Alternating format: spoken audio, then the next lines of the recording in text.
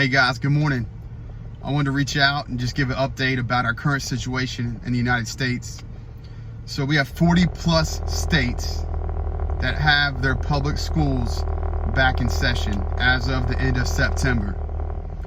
So I want to send a reminder out. 6 months ago, nationally, we pulled kids out of school.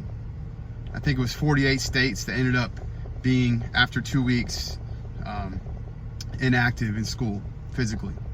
But now that we're into the new school year for 2020 and 2021, with 40 plus states back in session, I wanted to remind people that have kids in the K through 12 system, don't forget, this means they're back training their drills, their state mandated drills. Now, a lot of people that don't work in schools don't understand what drills we actually do. And with me, my full-time job being in a large school district, very, very large, one of the top 30 in the country, we have these state mandated drills, and they're not just done because we have them mandated by the state. They're done because they're important. So I wanted to talk about these drills a little bit to parents, to guardians, to grandparents, aunts, uncles, whoever is out there, cousins. If you have someone you love that's in the K through 12 system and they're back in session, let's talk to them with these conversations that are important about why they train their drills and what these drills are intended to do for them while at school. Okay, so we have our fire drills.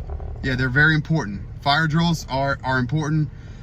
We've created a lot of technology over the years to mitigate fires everywhere inside of our buildings and compounds that we have. Okay, schools specifically, a lot of schools are built with masonry, a lot of hard walls, hardened structure to help mitigate the spread of fire. But again, a lot of people that know about fires know that smoke inhalation is the thing that really causes the damage. Fire is one thing that it's important, but I like to really focus on the active threat or the active shooter, or some schools still call it intruder, or the term that really hurts to hear is called lockdown, because that term kind of tells you what it wants you to do, even though locking down and hiding is never the absolute option. It can be an option, but it should be an opportunity, not an absolute. Of course, we got earthquake drills and also tornado drills. And some schools include the bomb threat drills with like a fire evacuation type drill. But anyway, I want to really focus on active threat drills, active shooter drills. The program that I put together is designed, my company's Threat Response. We have the program called Lead Tactics. Lead Tactics is being utilized for our company in 2 different ways. First off, Lead Tactics, it stands for something. Instead of just lead, it also means something as an acronym. So for active threat sense, it stands for lock, escape, alert, defend. I'll say it one more time. Lock, escape, alert, defend. And I want to remind you guys that having options in an active threat type situation is the best thing to provide, not just our kids, but anyone who puts themselves out there in any physical environment outside of their own homes. Okay, having options is so important for active threat situations. I want to remind you about the Pulse nightclub shooting 5 years ago. That shooting, 49 people were killed. I want to remind you how a lot of those people were killed. A lot of them were young, late teens, early 20s. A lot of them probably, I'm just guessing here, I don't know any statistics from this. I would love to know this, but a lot of them probably were taught back when we started incorporating lockdown drills and active threat drills in our schools nationally. They probably were taught the old way, which was a one option type response, which is go hide and stay somewhere until the help, or QRF, quick reaction force, comes in to help and support you.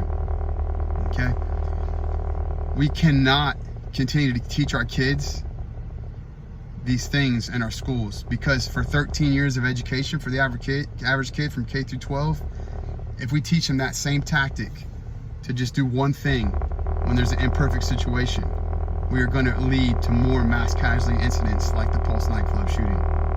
Okay, there's plenty other I could list. I'm just bringing that one up. All right, so I challenge you guys. If you're a veteran out there and you're a crisis management professional or crisis readiness type mindseted individual and you want to join our team, contact me. I'm looking to grow throughout the country. I'm not doing this by myself. I'm looking to empower other people, because veterans, specifically combat veterans, we have this thing that lives inside of us. We have seen things that we never want our kids to see, or those that we care about to see. But we also know that we can't control sometimes our environment. So we must be ready for what we can control to help mitigate damage during that type of situation. Okay? I'm very passionate about the subject. I'm just excited to do a little video right now. Been very busy, working full time, virtually from home, going in a little bit, but I'm back in college using my GI Bill, and I'm trying to help start this business and let it grow. But Lead Tactics does two things. The one thing I'm covering right now is a school-based thing for active threat response. Remember, lock, escape, alert, defend. If you forget what the acronym means, you'll never forget how to lead. Lead yourself to thrive in the world's most challenging type situation, which is when some other human wants to hurt you or take your life.